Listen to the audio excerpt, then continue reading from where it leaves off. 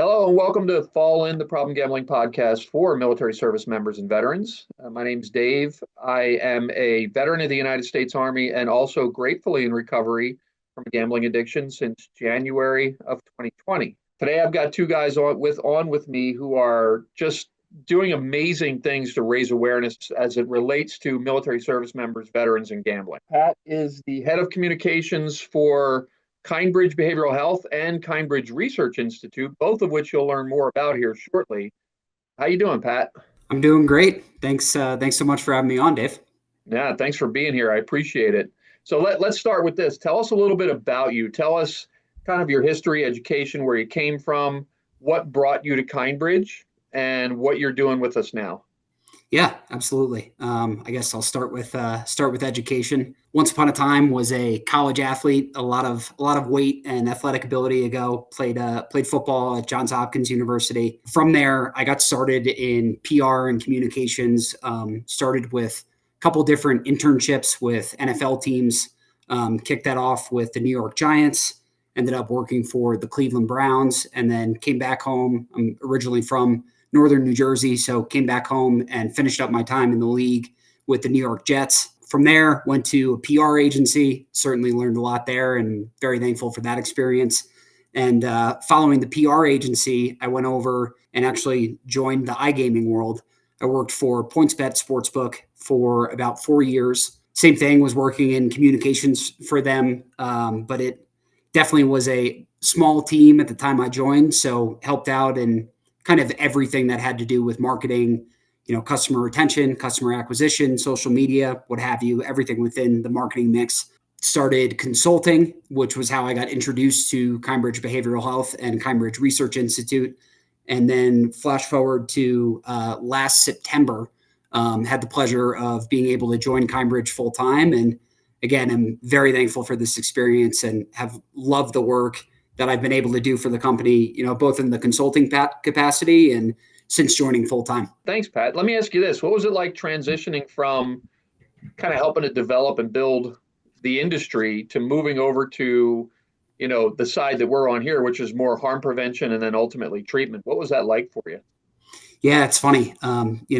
Definitely sitting on the other side of the table now. But again, I'm, a really big fan of this work. And I think I always kind of connected with this side of the industry.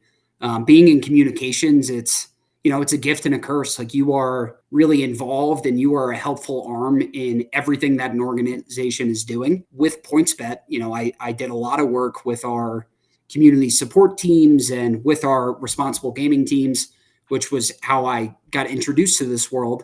So yeah, had developed a lot of relationships, and particularly relationships with key media members and key stakeholders across the industry. So have been able to leverage that in my time with Kindbridge just to help us tell our story and get awareness out there to the best extent possible. Mark Lucia, the director of programming for Kindbridge Research Institute. How you doing, Mark? Doing great, Dave. Great to be here with you, and it's always nice to chat with you. All right, so tell us about you. Tell us about your history, where you came from, what ultimately brought you to KRI, and then what your capacity is now and what you're doing now with KRI. Yeah, absolutely. So prior to coming to Cambridge, I spent about 10 years in the military, and it was mostly working in Europe. I was stationed in Germany with 10th Special Forces Group as a medic. And then, kind of towards the end of that time, I knew I wanted to go back to school. I was ready to transition to the next phase of life and everything.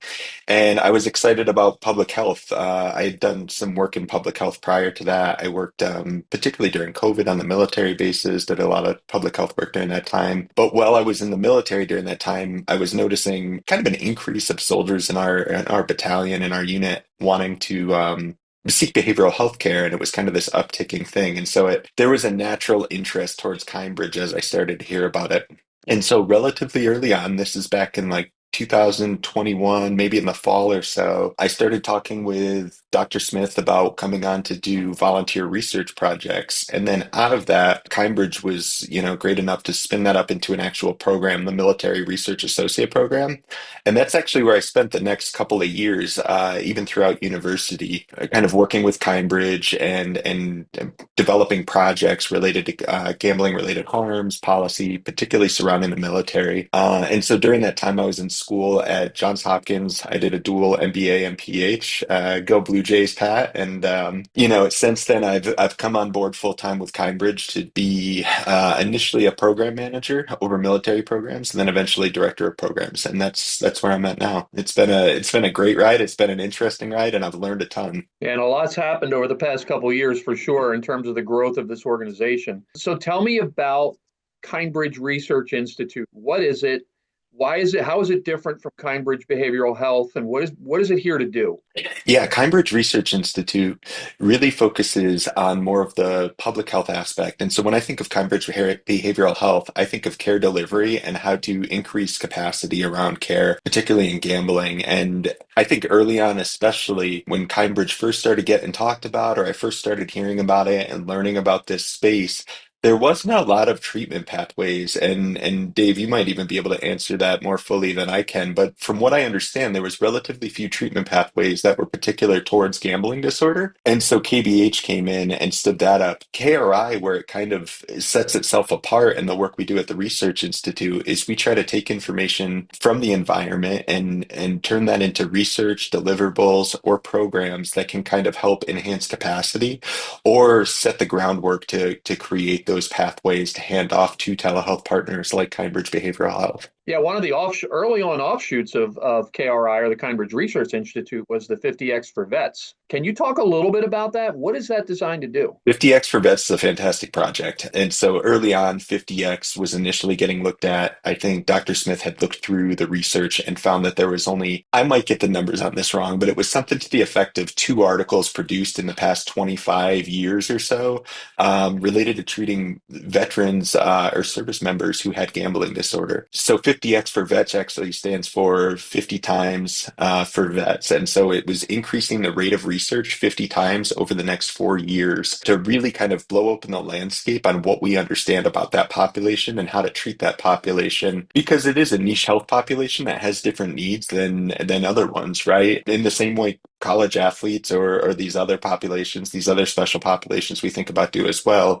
Veterans and service members have their own unique problems and benefits that they bring to the table. And so having guided insights to really make sure care delivery is done in a fashion that promotes better health outcomes is important. For sure. And just to relate this to gambling, one of the things that the value in this program is the fact that we know that for military service members and veterans, there are studies available that tell us that military veterans as service members and veterans are up to 3 times more susceptible to gambling addiction specifically than their civilian counterparts. So the work the KRI is doing in this area to help uncover not just what's out there, but like the treatment that's working, how is it being delivered, and what impact are we getting from it is huge in terms of helping guys like me, basically. And just to shoot off that, Dave, I think one of the interesting things as it relates to veterans in the space, and one of the things I spend a fair bit of time thinking about right now, is there's so little data available to us to really be able to study this fully. 50X has definitely offered a capability to capitalize on existing data that's out there.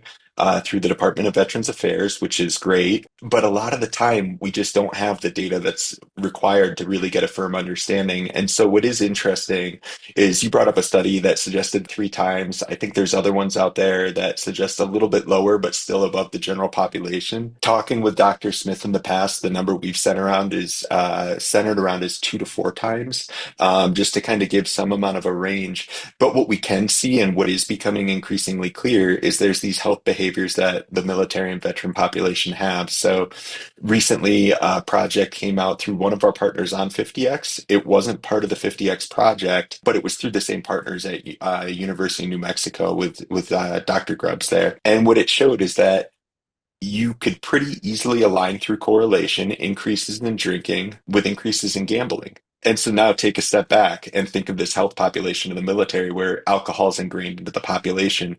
You can't always see these connections perfectly, but you can almost always see the characteristics around to it that point very nicely towards this thing that we believe is there 100%, despite what other people may report and despite what's currently out there. Anecdotally, I remember when you and I first started talking about all this a few years ago, and you were still in Germany, I think, when we started talking, and you physically walked onto the installation after we were talking and kind of, I guess the lights got turned on. Like I don't think you even knew that that the slot room was on the base you were on, did you? I was stationed there for nearly 5 years. I didn't routinely go to the bowling alley over there, but occasionally for lunch, or sometimes they would host unit events there or whatnot. Never one time did I notice this room. And it was funny because that when I started volunteering, that was the project. Hey, can you go see what types of responsible gambling and prevention measures are in place on base? I'm like, yeah, I'm gonna go look. If you mean go look by go over there and get lunch, get your chicken nuggets or whatever they sell at the bowling alleys, maybe throw some bowling balls and then tell you there's nothing here, I'll go take a look. And sure enough, I get over there and what do I find? Just walk to the back room and you can kind of see the neon lights. And I walked in and I was shocked to find it because I just never heard anything about this. And then talking with you kind of illuminated it further what this actually looked like, how pervasive it was across European and Asian installations, and kind of how that impacts the overseas bases. I want to get into one topic before we get into the big thing we want to talk about, which is the stigma stand down. And I want to talk about the initiatives that KRI has taken in the state of Colorado specifically. Some amazing things are happening there that were generated through KRI that we can use as a model to move out to other states and really nationwide at some point, hopefully. Can you first, Mark, talk briefly about what those initiatives are? And then, Pat, can you talk about your involvement in that and how we help promote it and how we hope get that out to the public? Stigma Stand Down is a really exciting program that we are very much looking forward to kick off. The grant, luckily, was just accepted in the later part of February, and so we're kind of starting to get stuff in order and move forward with it. But effectively, where this idea came from was through 50X for Vets, where Dr. Grubbs and Dr. Kraus both reported, hey, the number one thing that seems to be a problem, people aren't seeking care for this. And so when you see prevalence rates or something like this reported by the Department of Defense, it might not be accurate. And so as we kind of meshed that together with the other stuff we know about the space and the stuff we heard from people with lived experience in gambling disorder, it became clearer and clearer that folks were just not willing to go seek care because the potential outcomes it could have on their career, their lives, their families' lives. And so they wouldn't go seek care for something and for gambling disorder. What we essentially decided was it was a great time to start a program that addresses stigma in this space. So through this, we're going to be doing some research, looking at how we can kind of develop education and training modules within the military, and getting it into the hands of the ground level people, the medics and the folks kind of at the lowest level who can really support their buddies and their peers to make sure they get the care they need. But then additionally, there's going to be advertising and marketing campaigns, treatment money, which will be allocated that allows service members and veterans to receive free treatment through Kindbridge Behavioral Health in Colorado. And that offers that alternative pathway that somewhat sidesteps this problem of stigma that you do find in the Department of Defense related to this issue. All right. So, Pat, how do we take all that information? How do we kind of encapsulate it and put it out so that people reading it who may not have a clinical or or a research or some that sort of background can kind of take it in and go, "Ooh, this is a good program. We need to look at this." Great question for me. Not being the subject matter expert here, we really have started to launch, multiple campaigns and different ways to get this awareness out there. Something that comes top of mind that falls in line with a lot of the military work we do, but is also definitely overarching. We've been working with an influencer on Instagram and TikTok. His name is Sunny Actual. He has a fantastic page and does sketch comedy. And we found it to be a perfect fit that our brand and getting our message out really naturally went in line with a lot of the sketch comedy he already did that focused on, what is my purpose? Now that I've transitioned out of my military life, what is my purpose? Why am I sitting in the office and plugging away on spreadsheets and what have you? So that's been, a unique angle for us to take and something we found a lot of success from. But then it's also kind of your more classical communications routes of, sitting in those meetings, taking the notes and being able to craft different stories and pitches and connecting with media on that, working with Mark and other folks on white papers and op-eds, working with the folks in social media to go ahead and package this into really nice graphical, one pagers almost that we can pump across all of our own social media channels. So yeah, it's really using, every avenue we possibly can to spread the message, hit as many eyeballs as we can, and drive change and drive positive momentum. That's great. It's so good to have somebody like you and Sonny in our corner. I've met and talked with Sonny, and what a remarkable guy. I mean, just amazing to talk to. I'm going to throw you a curveball, Pat. So you've got all this, your expertise, you're taking all of this information and packaging up and putting it so that people can get it and tune into it, right? In all of this and all the learning you've done through Kindbridge Behavioral Health, through Kindbridge Research Institute, how has that impacted you personally? Have there been any aha moments? Have there been things you learned that you just didn't know existed? How's that been for you?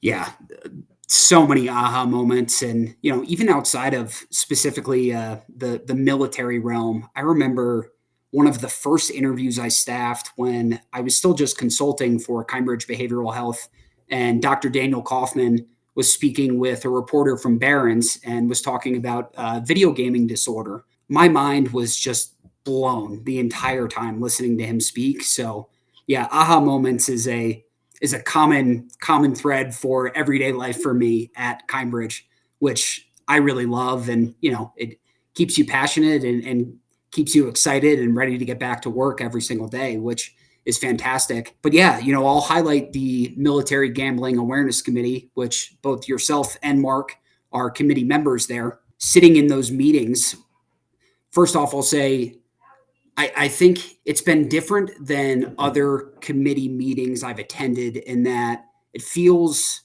actionable and practical, and everyone involved is just very invested in this and understands the reasoning behind it. And everyone is all in and doing whatever they can from whatever professional areas they specialize in to go ahead and spread the word. And yeah, I think when it comes to the data and statistics that I get presented with in essentially every single meeting that we have, I'm always blown away. And it is not very often, like almost immediately, there are media connections and the wheels in my mind are just spinning a million miles an hour of, oh, that would make a great story. And I think that could land here, here, and here. Or yes, that would make a fantastic social media campaign and we can package it into 5 digestible snippets. And this is how we'll feed that to the general public. So the word starts to get out there. Aha moments nonstop, that's for sure. For sure. Yeah. And that's one of the reasons we do what we do is because there are too many people out there who haven't had those aha moments and really understand just how impactful this can be. So thank you, Pat. I appreciate that. And what a great transition because, Mark, I'm coming back to you now. Okay. We're talking now about the KRI Military Gambling Awareness Committee, or MGAC, as we like to call it, right? And Mark, you're kind of the primary facilitator of that group. Tell us, what is it? What's the makeup generally in terms of people that are in it? What's our mission? What are we trying to do? Yeah, we have a fantastic team on MGAC right now. So we have people from across different stakeholder groups, such as sports, communications, lobbying with Brianne. We can all come together and kind of talk about the common problems in the field, and then the direction that we can go as the Research Institute and across the Kindbridge ecosystem to try to drive forward and make progress. One of the things I like about it is it seems to give legs to other people's work. So Brianne, I brought up, I know she works very closely with government, and one of the things that's brought up was how we could use the Military Gambling Awareness Committee to kind of create noise and create opportunity for her to be able to have more of an impact in her own space. And so the way I think the Military Gambling Awareness Committee is, it's a collective of people that are all focused in a similar direction, trying to drive this field forward, particularly as it relates to the military. And we're able to bring resources from our different areas to be able to make that happen. I think particularly as it relates to the military, this space is still a little bit of a blank slate, and having something like this is going to give it the legs to kind of start to take a little bit more shape. Yeah, and you're referring, of course, to Brianne Dora-Schwal, who does amazing work in the area of policy and in the area of understanding at a governmental level of just how important promotion and awareness and treatment and all that is in the gambling space, and especially for military and veterans. She doesn't gambling wide, but she has a big focus on military and veterans because she's a military wife. We have clinicians, one of the top clinicians in the country, if not the world, on military and veteran gambling. We have researchers. We have people like Pat who are out there, and able to share our stories and how to take this information and package it and communicate it out in a brilliant way. One of the reasons I get so energized by this committee in particular is because all of these minds from all of these different walks of life come together with a singular focus, right? Which is better understanding of gambling addiction as it relates to service members and veterans, better understanding of how do we promote that and get people to understand it, and then how do we get the government to step in and say, yes, we need to do our part too?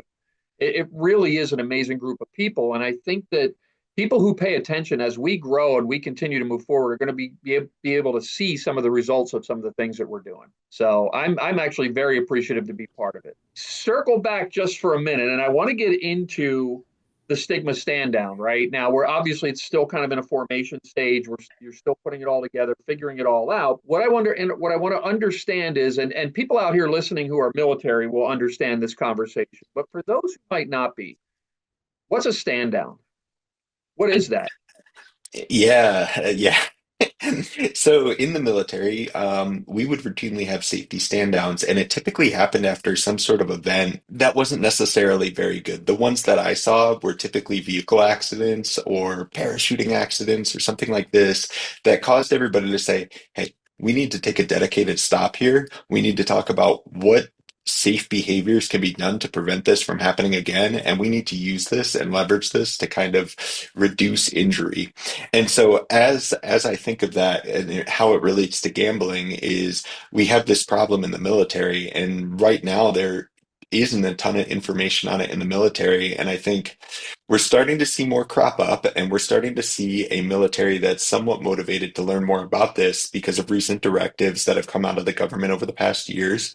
But basically, what we would like to do is kind of hold a standout of sorts where we can kind of say, hey, service members aren't willing to go to treatment for this. Let's promote information around this. Let's offer opportunity for them to be able to do so.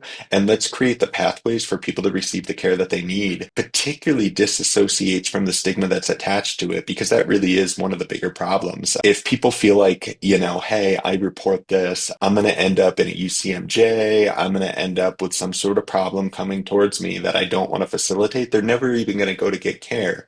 And so what you ultimately end up seeing is reduced readiness, reduced morale, reduced family readiness, all these problems that the DoD really cares about. And so through this program, hopefully we should be able to see some impact on that. Yeah, and I think you hit on a really, really big point because stigma is such a big part of this disease and why people won't come forward, right?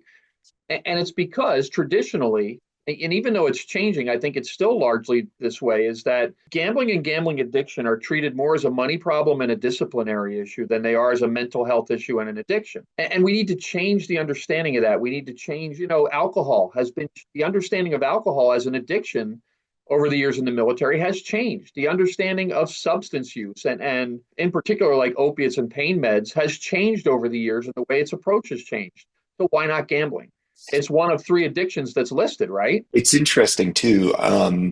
In 2017, the Government Accountability Office produced a report that kind of looked into gambling in the military. And the outcome of the report was a recommendation that the military start to screen, and then the DoD and each branch updates its substance abuse guidelines to incorporate gambling addiction. And the response was varied. The Coast Guard did a phenomenal job at updating their guidelines. I will say that. The DoD didn't update its guidelines until very recently. I sent you the document the other day, but I believe it was January 25th, DoD 1010.04, whatever the document is, was updated. That happened, I want to say now it's nearly 5 years after the directive came out. More interesting is the case of, say, the Army.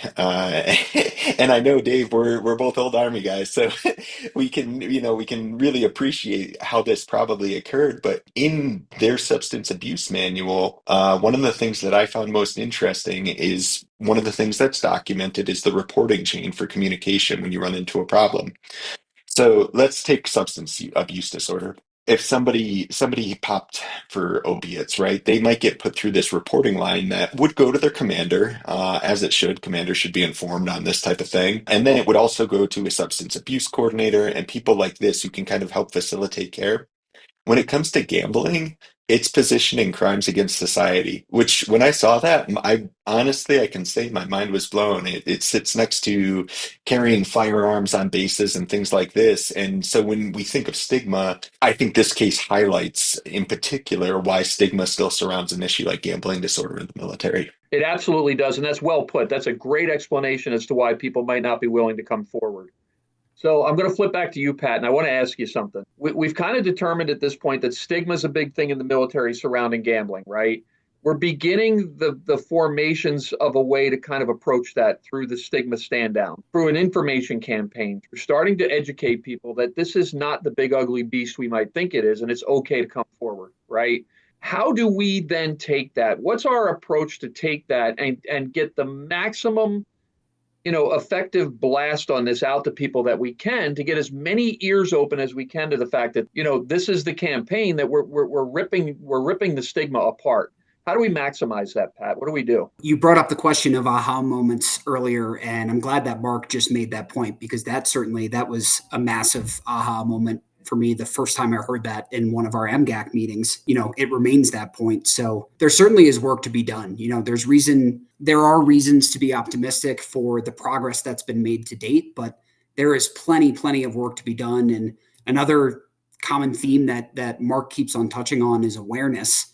And awareness is really kind of across the board. It's for folks that are active duty. It's for veterans. It's for, media members that cover that space. Like, there is just a lack of awareness across the board. And whether that's, intentional or what have, like, ignorance isn't bliss, and we have this platform and this opportunity to take all of this fantastic data and research that we've been gathering, and use bright minds from people like Mark and yourself who have lived experience and, can speak to this. So that has really been incredible. And I think we have an incredible opportunity just to, again, like, drive change and move this thing forward. And yeah, for stigma stand down, this is one of those, like, the first time when we launched the Military Gambling Awareness Committee, I remember going to a lot of the media members that I had worked with for probably 4 or 5 years at this point at various affiliate companies, the Sports Handle, Legal Sports Reports of the world, that do a great job of covering the iGaming industry, and telling them about what was going on. That was one of the most successful pitches I have ever sent. Like, I immediately had, I think, 8 responses from very trusted journalists who, when they say something, when they write something, there absolutely is an audience. I had Mark do, I think, 2 days in a row of 4 or 5 interviews in a row. So for hours just speaking with these folks, and they were fascinated. And I think for the most part, most people were coming from kind of the same area that I come from, of there's a general knowledge behind the iGaming space and an understanding of responsible gaming and how important that has been to operators in order to, scale this thing in terms of launching new jurisdictions and make sure that the industry is doing so in an appropriate, responsible manner. But those folks didn't necessarily have the military background. So there were so many dots for Mark to connect to them.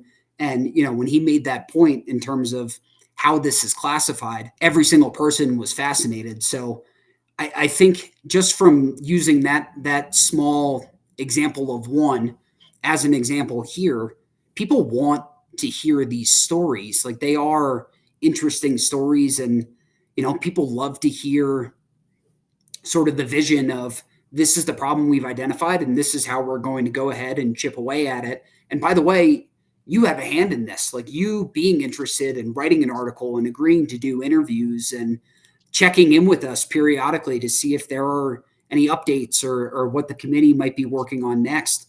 Like, that helps move the needle just as much as the research that's going on behind the scenes. Try and summarize it. I mean, it's really sort of your full court press, the full marketing mix. I think every way to get the message out there is available to us, and that's how we're going to plan to do this thing, whether it be, using social media channels, using traditional media channels, whatever it might be. But the fact that people do want to hear these stories, people are interested, regardless of if it's a military journalist, an iGaming journalist, or, a journalist that's just interested in interesting stories. We've had success to date, and I look forward to being able to push a lot of the data and research that we come up with. So I'm going to throw a question at both of you, and I'm going to start with you, Pat, right? The same question for both of you guys. Fast forward 1 year from now, okay? It's 1 year from today. It's March 7th. So we're recording this on March 7th, which, by the way, March, for those who might not know, in the United States is Problem Gambling Awareness Month. It's one of the reasons we're doing this recording right now is because we won it out during Problem Gambling Awareness Month. So fast forward, Problem Gambling Awareness Month 2026, March 7th, right? How do we, both from the stigma stand down standpoint and from the Military Gambling Awareness Committee, the MGAC standpoint, how do we benchmark success? What does success look like if we're a year separated down the road? What can we look back and say we've accomplished? Yeah, that's a great question. I think for the areas that I'm overseeing specifically, you can measure it just by sort of tried and true earned media, as well as the marketing and advertising campaigns we put out there. And specifically on the marketing and advertising side, it's a bit easier to see if you're hitting your KPIs there in terms of impressions and shares and how many eyeballs you potentially hit with X campaign. And then earned media, a little bit more funky in terms of trying to calculate how many unique monthly visitors visit a given website or read a newspaper or magazine. I don't think that the accounting there is necessarily perfect, but it does give you a good sort of ballpark estimate as to just how successful this piece of earned media was or this earned media campaign was.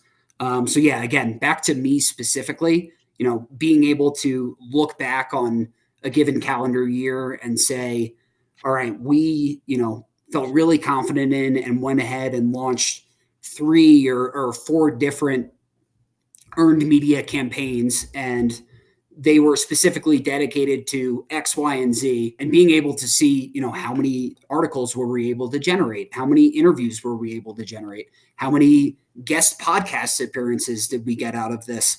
Hearing from folks in the MGAC, like we discussed Brianne earlier, did this move the needle for you in terms of the work you're doing on the Hill? So yeah, being able to hear kind of how our work impacts different folks in that committee. I'll bring up Rich Taylor as well, who heads up responsible gaming over at BetMGM. Shout out Rich. He's another person that does have lived military experience. Me being across both KBH and KRI, I'm in contact with him very often, particularly during the month of March while it's Problem Gambling Awareness Month.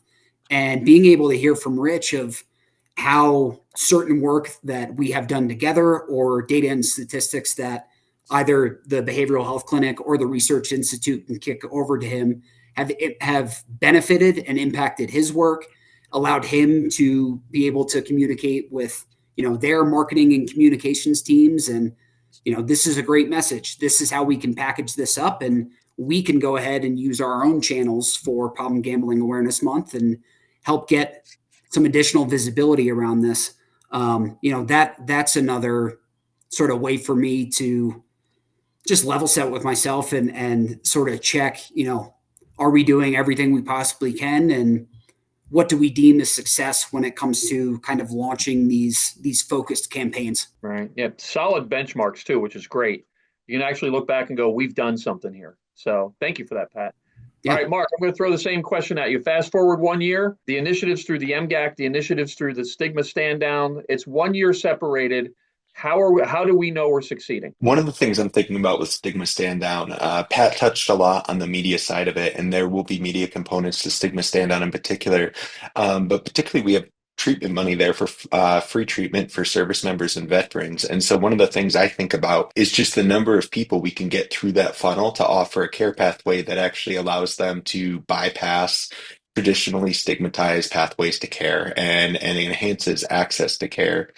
Beyond that, another thing I think a lot about, and both of you guys been kind of touching on this, is the awareness component. And so, Dave, I don't even think I've given you an update on this recently, but one of the connections you built for us was joining community forces. You were helpful in kind of getting that conversation started. And it's opened the door to have us be able to talk directly with the Department of Defense and different figures within the Department of Defense. So last month we were able to go and work with Joint and Community Forces at it was a roundtable that was looking at data from whatever resources they had available that showed that suicide was increasing. And we were kind of able to bring this to the table and talk about the work we're doing and how that might play a role in this. The actual delivery on that and the raised awarenesses, there's military members there, there's military clinicians there. When I think of gambling in the military, I think a lot of the time there's two sides to it, right? Institutionally, there might be some resistance. There might be some amount of, hey, we're not so interested. This just isn't a priority for us right now. Surrounding that at one level, but at a very different level, you have chaplains, you have mental health providers, and you have people there who are wondering about these things. Why can't we get these numbers to go down? Why does mental health utilization keep increasing? And with that, being able to have conversations surrounding gambling opens up a new lens, particularly because it's so comorbid with so many mental health conditions. And so I think one of the important benchmarks is how many engagements we're actually able to get with military personnel who are able to make ground level impact, particularly close to troops on the ground who are kind of dealing with problems on a day-to-day basis. One of the things that Mark touched on there, and this again is a bit specific to communications, but I think regardless of what area you're doing communications in, one of the biggest challenges is kind of bridging the gap of B2B brand building as well as B2C. And Mark touched on it there in terms of like actually getting people through the door and knowing that you're making a tangible impact and you are helping people get better. But yeah, one of the things that's been so exciting for me is in this space, it feels like the B2B and the B2C are equally valuable because when we get, our messaging in front of the correct eyeballs, just like Mark touched on, it opens the doors for us to have a conversation with the DoD, for us to get the opportunity to write an op-ed with a very trusted publication or get our white paper, circulated in areas that we would love to have it so that it's more accessible. And then the B2C, obviously, when you're bringing real people through the door and they're coming to you and they're trusting you to help them make an impact on their life and help you get them back on the right track. I mean, there's nothing more satisfying, gratifying, whatever the correct word may be there, but you know exactly what I'm saying. There is nothing that feels better than, being able to take someone by the hand and get them started on that journey and watch them get back to being themselves and feel healthy again. Yeah. And I think both of you in all of that, and there's so many good things that both of you just mentioned there. What all that comes down to is one thing, right? As the soldier, the sailor, the airman, the Marine on the ground, am I starting to get information that one, gambling is an addiction, and that two, there's help available for me, right? That I don't have to hide from it. And if that message is starting to get out to the end user, to the person, and I can remember that all those years ago, when I was just standing around and my career was in shambles and just thinking, you know what, I just have to let this happen because nobody can possibly understand what's going on with me, right? And afraid to talk about the specifics of it. If I walk in and I have that one little layer of hope to say, you know what, this is something real and maybe I can get some help with this, then we are doing our job, right? That's what we're doing. And it's all of these mechanisms that you guys just talked about, all of these little different moving parts that it takes to bring all that together to that one end point where somebody says, oh, yeah, okay, maybe this is a real thing, And I've actually had military service members and retired service members say that to me. Hey, yeah, now that you mention it, I remember I had one guy who was, and he'd explain a story and he'd be like, and the way you told it, now I understand better what it is. Now I understand better, I think is kind of the end goal, isn't it? So before we wrap everything up, I just want to ask, and I'll start with you, Pat, do you have any final thoughts, anything else you want to mention here at the end? I think we've done a great job in this, kind of touching on the main points that we want to make people more aware of and sort of teasing the upcoming work that we look forward to publishing and distributing and, all of the efforts we're going to join together on to go ahead and get the word out there. So I don't think anything comes top of mind.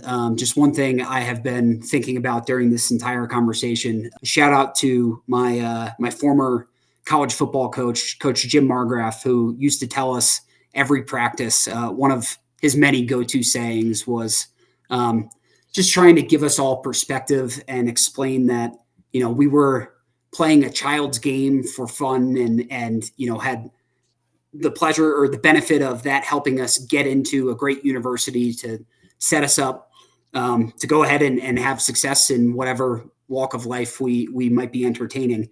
But he used to tell us all the time. All right, Mark, any final thoughts? Anything coming up for you here at the end? Just what you said at the tail end there, Dave. I think that's been one of the biggest aha moments and highlights for me throughout this is gambling addiction is an addiction, and service members need to be aware of that because when they're talking to their first line leaders, when they're talking to their seniors, they might not be told that. The senior leadership might not recognize that. And so if you're struggling with this, you're dealing with an addiction. And be aware of that and know that that is the language that surrounds this. This is a health problem and should be treated as a health problem. And so I think that's a really important message to get out. And one of the messages you've shown me along the way that really highlighted the importance of it. So yeah, I appreciate that, Dave. And for me, I just want to end it all like this is to let you know if you are out there and you're somebody who has been struggling with this addiction, or you feel like maybe you're struggling with this addiction, or you know somebody that's struggling with this addiction, please know this, there's help. You are not alone. I can remember the days of thinking nobody can possibly understand what's going on in my head right now. Trust me, there are people who can. I work with an organization in Kindbridge and Kindbridge Research Institute, plus there are a number of other organizations out there who are there for you. So reach out. If you're in crisis, call 988. If you're a veteran, press 1. All right. If you are a gambler and you need help in this moment in most states and nationally through the National Council on Problem Gambling, you can call 1-800-GAMBLER and somebody will be there to talk to you and hopefully hand you to somebody who can get you to help pretty quickly. So just remember there's help out there. We're here for you. I always end the Fall In podcast the same way because, well, it is the Fall In podcast by simply saying dismissed.